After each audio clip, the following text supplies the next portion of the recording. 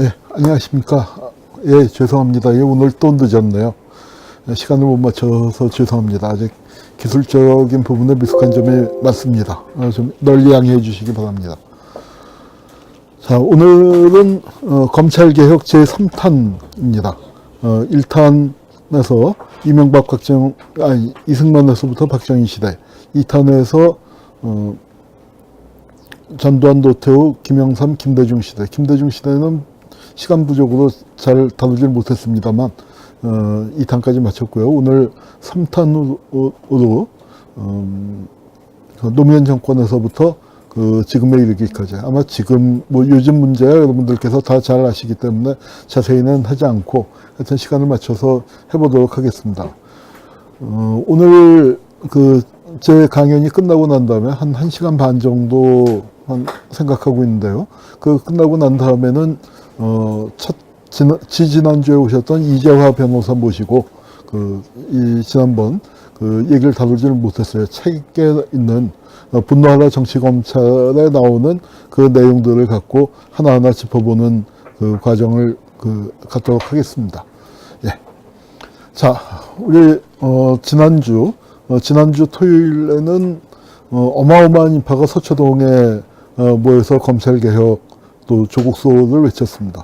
그랬더니 거기에 대해서 이제 맞불른답시고 보수 세력이 지금 광화문에 많이 모였던 모양이에요. 굉장히 많이 모였다고 들었습니다. 예, 그래서 숫자도 중요하지만 정말 이제 이 숫자 갖고 싸움하는 게 결판이 결국은 내년 4월에 날 거라고 생각합니다.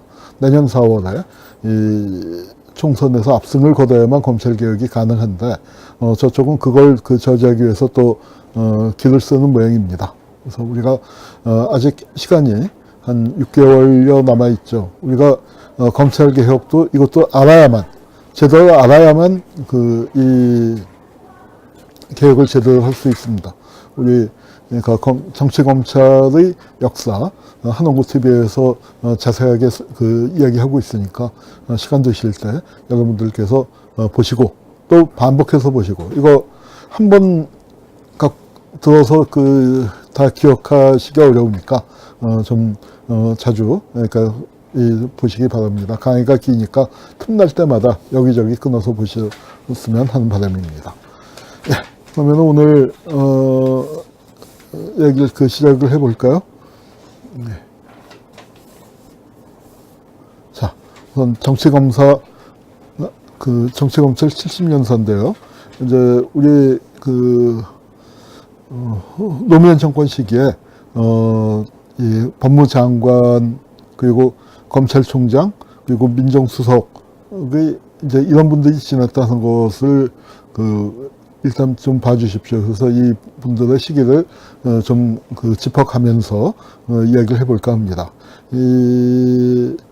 노무현 정부 시기에는 법무장관을 중심으로 이야기를 좀 짜봤습니다. 아마 이명박 시기에 가면은 법무장관도 중요하지만 이제 검찰 자체를 갖고 얘기해 볼 거고요. 그 시기에 이제 검찰총장은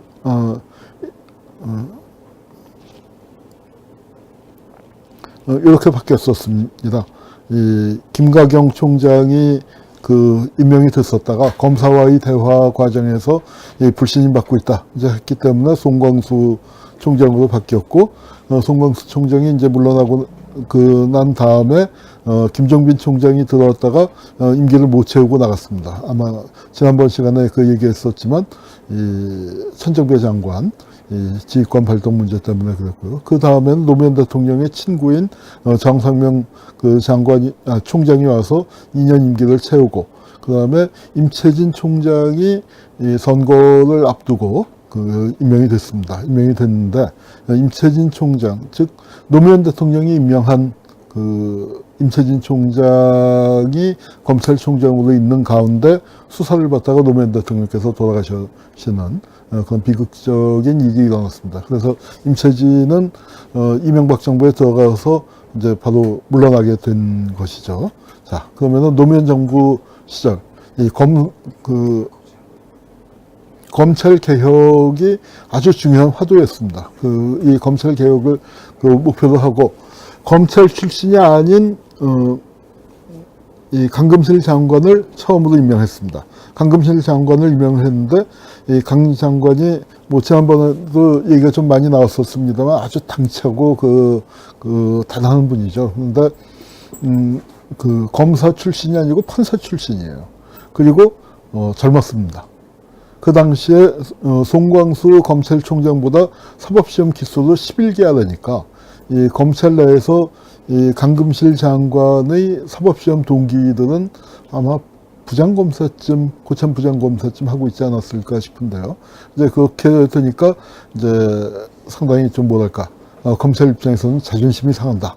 그리고 이 기수도 알아낼 뿐만 아니라 검찰 개혁을 하러 들어온다 하니까 들어오고 또 인사 문제를 갖고 이제 검찰의 가장 중요한, 법무장관의 가장 중요한 힘이 인사권 아니겠습니까? 이제 이랬더니, 거기에 이 검사들이 반발을 하는 모양새가 됐고, 그래서 노무현 대통령과의 검사와의 대화라는 게 이제 이루어지게 됐습니다. 그래서 법무부와 검사와의 대화가 이루어지게 됐는데, 전국의 평검사 10명, 검사들이 자기들이 아마 지역별, 기수별 해서 젊은 검사들을 자기들이 선정을 해서 여기서 하게 됐는데, 전국에 생중계가 됐습니다. 그래서 저도 뭐 다 보지는 못했지만 한 절반 이상은 봤었던 것 같은데, 보면서 기가 막혔습니다. 야, 검사들이 저래도 되는가. 이제 아마 제일 기가 막혔던 장면이 이 장면이 아니었나 싶어요. 대통령이 대학을 안 나왔다는 걸 전 국민이 다 아는 사실 아닙니까? 그런데 아주 검사가 느물느물하게 대통령 83학번이라고 보도가 됐는데 맞습니까? 저하고 동기시군요. 하고 이제 이렇게 나오는 거에 기가 막혔죠. 그러니까 아마 그것이 대통령의 어떤 짧은 가방끈, 사법시험을 붙었음에도 불구하고 당신 대학 안 나왔잖아. 그리고 이제 당시에 정치인들 중에는 뭐든지 대통령은 대학을 나와야 한다. 대학 나온 사람이 해야 한다. 이런 얘기 공공연히 하면서 대통령에게 모욕을 주는 거 있었고요. 여기서는 참으셨던 것 같아요. 노무현 대통령이. 그래서 속으로야 얼마나 부글부글 하셨겠습니까. 그런데 참았는데, 그 다음에 또 이제 말도 안 되는 얘기 왜 전화했냐 했더니 이쯤 가면 막가지 하는 거죠. 이제 하고 이제 얘기를 터뜨리셨습니다. 그때 요 뒤에 앉아 있는 사람이 최규일, 요새 화제가 되고 있는 최규일이죠. 그리고 또 다른 장면에서는 문재인 대통령이 그냥 민정수석으로 계실 텐데, 화를 참는 모습으로 눈빛이 이제 아주 화를 참는 그런 모습이 이제 카메라에 잡힌 것도 기억이 납니다. 이걸 보고 난 다음에 인터넷을 도배했던 말이 있죠. 검사스럽다 또는 검세스럽다. 행동이나 성격이 바람직하지 못하며 논리 없이 자기 주장만 되풀이하는 걸 검사스럽다라고 했는데, 자, 이렇게 결국 노무현 대통령이 검사와의 대화로 사실 임기를 시작했다 해도 과언이 아닐 정도였는데, 결국 검찰에 불려 다니다가 스스로 세상을 등지는 이제 그런 비극적인 일까지 벌어졌습니다. 그렇기 때문에 노무현 대통령 임기 중에 검찰 개혁을 하려고 부단 노력을 하셨었고, 그리고 또 검찰에 의해서 돌아가셨기 때문에 정권이 다시 민주진영으로 돌아오면 그때 최고의 과제는 검찰 개혁이다. 아마 그런 합의가 다 이루어져 있었다고 생각이 됩니다. 그래서 이제 이 검사와의 대화를 하면서 대통령께서 좀 검사와 법무장관의 관계를 풀고, 검사와 정권관의 관계를 풀고, 이제 그렇게 개혁을 해나가려고 했음에도 불구하고, 이 검사와, 이 법무부와 검찰총장 간에 끊임없는 갈등이 발생했습니다. 그 갈등에서 대표적인 게 송두일 교수 사건입니다. 송두일 교수 사건은 이게 따로 한번 다뤄볼 만한 사건이긴 해요. 우리나라 이게 참 안타까운 게 죽어가는 국가보안법에 앰플 주사를 놔준 격이 됐습니다. 국가보안법을 다시 살려놓은 그런 꼴이 됐는데요. 이 송두일 교수의 수사와 처벌에 대해서 이 송두일 교수가 이 얘기를 하자면 아주 복잡하고 할 말이 참 많은데, 하여튼 돌아왔습니다. 뭐 개인으로서 돌아오고 싶은 마음이야 해외에 30년을 살았으니까 충분히 이해가 갑니다만, 그분이 당신이 어떤 일을 했는지는 당신이 잘 알잖아요. 그러면은 둘 중에 하나입니다. 오지 않든지 아니면은 그걸 미리 공개하고 오든지. 국정원이 모를 거다 하고 들어왔다가 이제 이게 크게 벌어진 겁니다. 국정원이 사실은 어떤 이유에서든지 어떤 경로를 통해서든지 송두율 교수가 북과 맺었던 관계를 사실은 다 알고 있었습니다. 그런데 그거는 과거의 일이기 때문에 털어버리고 들어오면 되는 거였다고 저는 생각을 해요. 실제로 털어버리고 들어오면 됐었을 겁니다. 그런데 그걸 몰래 감추고 들었어요. 중앙정보부 국정원이 알 리가 없다. 아니한 생각을 갖고. 그러다가 이제 사건이 터졌는데, 이거를 청와대나 그 당시 국정원장은 고영구 변호사님으로 이런 굉장히 진보적인 입장을 갖고 계셨죠. 그래서 이걸 풀어보려고 했지만 풀리지 않았습니다. 그리고 이제 그 사안 자체는 부인할 수 없는 북에 갔다 왔다. 그 다음에 뭐 정치국원 사실상의 대우를 받았다. 뭐 이제 이런 부분들이 그 평가를 어떻게 하느냐는 다르죠. 그렇다고 간첩이냐는 아니지만. 그러니까 상당히, 그런 일 없다라고 얘기한 쪽 입장에서는 좀 당혹스러운 현실들이 있었습니다. 그래서 이분이 이제 잡혀 들어왔는데 원칙은 불구속 수사죠. 그러니까 증거를 이미 국정원이 다 갖고 있었으니까, 뭐 증거인멸의 우려도 없고, 해외에서 들어왔고, 만인이 다 쳐다보고 있으니까, 도주의 염려도 없고, 국내 연고지도 없는 분이고, 출국 금지만 시켜놓으면 문제 없는 건데, 불구속 수사로 해서, 재판을 해서 이제 처리하면 되는 건데, 이제, 기어코 구속 수감을 하려고 했죠. 이것은 바로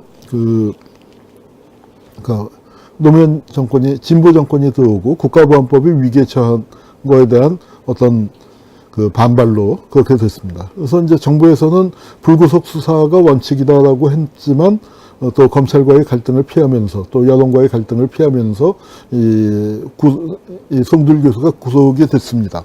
그 과정에서 이제 정부와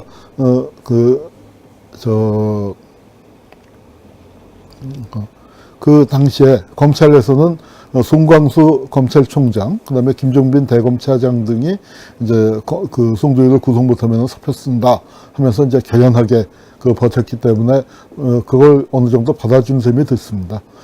이제 그렇게 됐고요. 그러니까 이것은 청와대가 양보를 하고 지나갔죠. 그런데 이제 또 부딪혔습니다. 불과 몇 달 뒤에 한나라당 쪽에서 민주당하고 손을 잡고 노무현 대통령을 탄핵을 했습니다. 탄핵을 했는데 우리가 촛불이 지켜낸 건 다 아실 겁니다. 그래서 촛불이 한참 지켜내고 있는데 어떻게 했냐면 검찰에서 촛불 집회를 주도한 사람들한테 영장을 발부했어요. 그리고 이제 그들을 잡아다가 조사를 하겠다라고 하는데 이런 중대 사안을 조사하려면 법무부에 보고를 해야 하잖아요. 그런데 법무부에 보고를 안 한 겁니다. 그래서 강금실 장관이 야 이거 어떻게 된 거야 하고 조사해봐 했더니 검찰총장이 나를 조사하셔 하고 이제 뻗대고 나온 겁니다. 뻗대고 나와서 나를 조사하셔 하고 이 강법무에 이제 강력히 반발하는 상황이 벌어졌고요. 그 다음에 이제 또 지금과 마찬가지로 지금은 이제 특수부가 됐습니다만 그때는 중수부였죠. 대검 중수부. 이 얘기는 이제 나중에 또 다시 한번 나올 겁니다. 중수부 폐지론이 제기가 되니까 이 검찰을 무력화하려는 거다 하면서 이제 내 목부터 치겠다. 맞아. 무슨 철편이라도 되는 양. 그렇게 강경하게 나왔습니다. 그래서 거기에 대해서 노무현 대통령께서 저렇게 과격하게 검찰총장이 얘기하면 어떡하느냐. 좀 꾸짖으셨어요. 그래서 공개적으로 이 국무회의 석상에서 공개적으로 비판하니까 이거 나보고 물러나라는 거냐 검찰총장이 이제 그랬더니 노무현 대통령이 또 그건 아니다. 그건 아니다.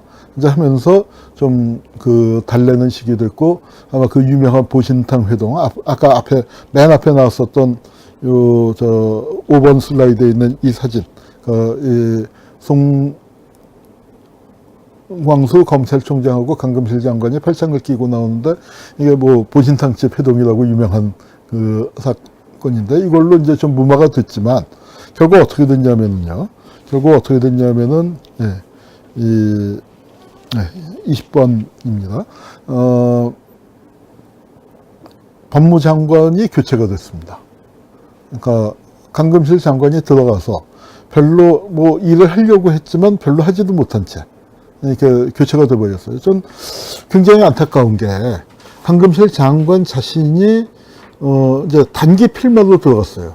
그리고 처음에 1년 동안은 국회가 힘이 약했기 때문에 뭐 도와줄 수도 없는 그런 그러니까 외로운 대통령이었는데 탄핵 과정에서 17대 국회가 만들어지면서 좋은 조건이 만들어졌거든요. 그런데 그때는 강금실 장관이 그럼 국회가 손을 잡고 좀 일을 했어야 하는데 별로 그러지도 못하고 그 이제 천정배 의원께서 이제 지난번에 오셔서 이제 불만을 토로하고 가셨는데 뭐 안타까움을 토로하고 가셨는데 하여튼 이제 이렇게 됐습니다. 그리고 검경 갈등에서 노무현 대통령이 검찰의 손을 들어준 꼴이 됐습니다. 그리고 이제 검찰 개혁이 어떻게 되나 우려를 하는데 검찰 출신을 등용해서 검찰 개혁을 하겠다.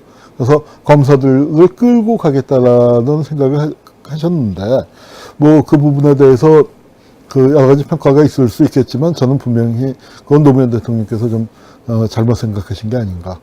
그러니까 개혁의 대상인 검찰의 동의를 얻는 방식으로는 곤란했는데 오히려 국회에서 좀 더 치고 나갔어야 하는데 별로 그러지 못했었던 것 같아요. 그리고 김순규 씨가 대검 차장이었던 김순규가 법무장관으로 왔습니다. 법무장관으로 왔는데 이분이 엄청 보수적이에요. 그래서 지금 하고 있는 거는 뭐 나라사랑 애국학교 같은 이제 뭐 그런 거 하고 있고 또 나중에 국정원장으로 와서 제가 그때 국정원 과거사위에 있을 때인데 뭐 저야 일개위원이었고 이제 원장이었으니까 뭐 그렇지만 굉장히 힘들었습니다. 굉장히 힘들었었던 뭐 여기 밝히긴 좀 그렇지만 뭐 여러 가지 일들이 좀 있었는데 하여튼 왜 저런 분을 시켰지? 더군다나 법무장관뿐만 아니라 국정원장까지 시켰단 말이에요. 그리고 국정원장으로 있다가 1심회 사건이라는 거 터져갖고 이제 또 시끌벅적했는데 검찰 출신을 내세워서 검찰을 장악하겠다.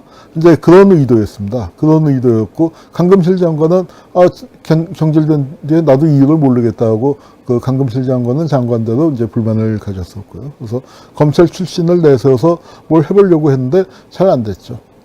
그리고 이제